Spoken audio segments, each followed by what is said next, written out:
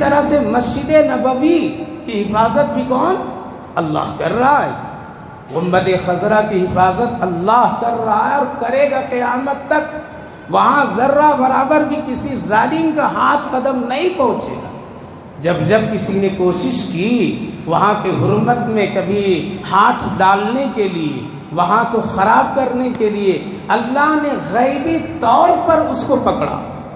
حضرت نور الدین زنگی رحمہم اللہ جو ایک بڑے اللہ والے گزرے، بہت واقعہ مشہور ہے کہ نبی اکرم صلی اللہ علیہ وسلم کے جسد مبارک کو نکالنے کے لیے کچھ یہودی سازشوں کے تحت میں چھوڑ دیے گئے تھے اور وہ یہ کام کر رہے تھے روزانہ، لیکن اللہ نے ان کے ذریعے سے ان کو پکڑوایا اور پھر گنبد خضرا کی حفاظت کا ایک غیبی نظام اللہ نے بنایا.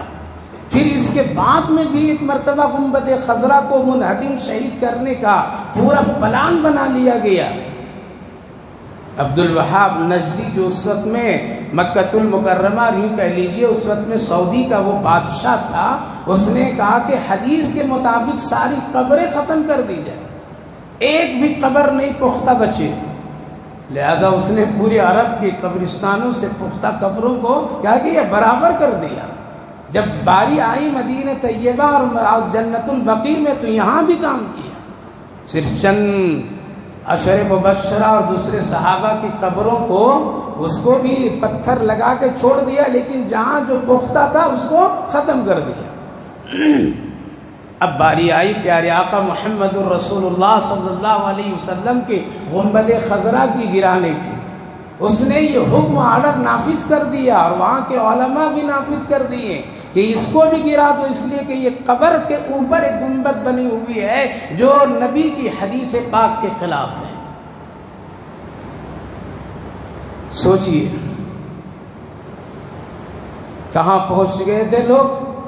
اس کے بعد کچھ علماء اور کچھ ذمہ داروں نے کہا کہ یہ مسئلہ عالمی مسئلہ ہے. کیا ہے؟ یہ صرف ایک مدینے کا مسئلہ نہیں بلکہ عالمی مسئلہ ہے، پوری امت کا مسئلہ ہے. اس کو ہاتھ مت لگاؤ اس پر، اگر لگانا ہے تو پھر پوری دنیا کے علماء سے مشورہ کرو. کہا کہ مشورے کے لیے کہاں جانا پڑے گا؟ لوگوں نے کہا کہ دارالعلوم دیوبند جاؤ. کہاں جاؤ؟ واہ، ہمارے ملک کی شان اور دارالعلوم دیوبند کی عظمت اور اس کی شان دیکھیے. اس وقت کے لوگوں نے، علماء نے اور ذمہ داروں نے کہا کہ یہ مشورے کے لیے تم کو دارالعلوم دیوبند انڈیا ہندوستان جانا پڑے گا. وہاں کے علماء اگر کہہ دیں گے، فتویٰ دے دیں گے تب تو کارروائی کرنے دوں گا، نہیں تو نہیں کرنے دوں گا. عبد الوہاب نجدی اور دوسرے تمام لوگوں نے چنیدہ علماء کی ٹیم کہاں بھیجے؟ دارالعلوم دیوبند بھیجے. دارالعلوم دیوبند جو وفد کی شکل میں وہ لوگ آئے اور آ کر کے یہاں ان سے سوالات کیے دارالعلوم دیوبند کے اکابر بزرگوں علماء سے کہ حدیث پاک میں ہے کہ قبر کو پختہ نہیں بنانا چاہیے، قبر کی دیواریں بھی پختہ نہیں ہونی چاہیے. اللہ کے رسول نے منع فرمایا قبر پر گنبد بھی نہیں بننی چاہیے. لہذا نبی کی قبر تو کچی تو ہے لیکن ارد گرد دیوار پکی ہے، اس پر ایک گنبد ہے، حدیث کے خلاف ہے. لہذا اگر حدیث صحیح ہے تو گنبد کو توڑنے کا فتویٰ دیجیے، اور اگر حدیث غلط ہے تو پھر رکھیے. لیکن حدیث بالکل بخاری شریف کی سارے حدیث کی کتابوں میں یہ بالکل حدیث صحیح کشمکش کی کیفیت میں تھے. علماء دیوبند، دارالعلوم دیوبند کے ہمارے بزرگوں نے، حضرت تھانوی، حضرت گنگوئی اور بڑے بڑے اکابر علماء نے 3 دن کا ٹائم لیا. کتنے دن؟ کہ 3 دن میں آپ کو مسئلہ بتائیے.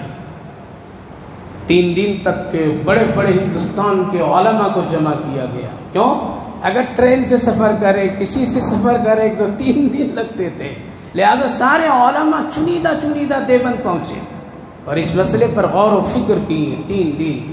چوتھے دن میں جواب دے کر کے ان کو رخصت کرنا تھا اور عرب والے لوگ کہہ رہے تھے جلدی بتائیے، ہم لوگ کارروائی کرنے کے لیے تیار ہیں. لیکن ابھی تک مسئلہ حل نظر نہیں آ رہا تھا، اس لیے کہ حدیث ہے اور حدیث کے خلاف کوئی فتویٰ دیا نہیں جا سکتا ہے. عصر کی نماز ایک مسجد قدیم ہے دارالعلوم دیوبند میں، سارے علماء بزرگان دین اہل اللہ بیٹھے ہوئے تھے. کیا جواب ان کو دیا جائے؟ تو حضرت حکیم الامت مولانا اشرف علی تھانوی علیہ الرحمہ اس مجلس میں تھے. بہت دیر کے بعد انہوں نے سر اٹھایا اور اٹھا کر کے کہا میرے دل پر اس مسئلے کا حل اللہ نے نکال دیا ہے. قدر کیجئے دارالعلوم دیوبند کی، قدر کیجئے علماء دیوبند کی، قدر کیجئے وہاں کے پڑے ہوئے لوگوں کی، کن کن حالات میں کام کیے، کیسے کیسے حالات میں کام کیے. کہنے لگے کہ اللہ نے میرے دل پر اس مسئلے کا حل اتار دیا ہے. لوگ خوش ہوئے. کیا حل؟ کہا کہ دیکھو حدیث پر غور کرو. حدیث کا مطلب یہ ہے کہ قبر بننے کے بعد پختہ نہیں بنانا چاہیے. ایک، قبر کے ارد گرد دیوار قبر بنانے کے بعد نہیں بنانا چاہیے. قبر کے بننے کے بعد میں کوئی گنبد کی چھت کی شکل نہیں بنانی چاہیے. یہ کیا ہے؟ یہ ہے حدیث کا مطلب. لیکن رسول اللہ صلی اللہ علیہ وسلم کی قبر تو پہلے ہی سے حجرے میں بنی ہے اور حجرے کی دیوار پہلے سے پختہ ہے، حجرہ کی چھت پہلے سے مکمل پختہ ہے. جب یہ مکمل پہلے ہی سے حجرے کی شکل ہے اور اس کی دیوار بھی پہلے بنی ہے اور یہ گنبد کی کیفیت پہلے ہی سے ہے تو یہ نئی چیز نہیں بنائی گئی ہے.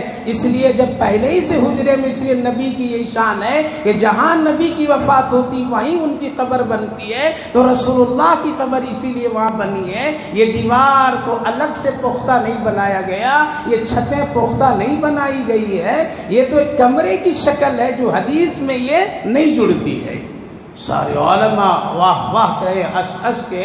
اور اہل عرب سے جو علماء آئے تھے انہوں نے کہا کہ واقعتاً حدیث جو سمجھی گئی ہے وہ یہاں کے علماء نے سمجھا. اسی لیے دارالعلوم دیوبند آ کر کے کہنے والوں نے کہا قرآن تو مکہ اور مدینہ میں اترا، پڑھا تو گیا مصر کی آواز میں بڑی خوبصورت، لیکن قرآن کے سمجھنے والے دارالعلوم دیوبند میں اللہ نے پیدا کیا.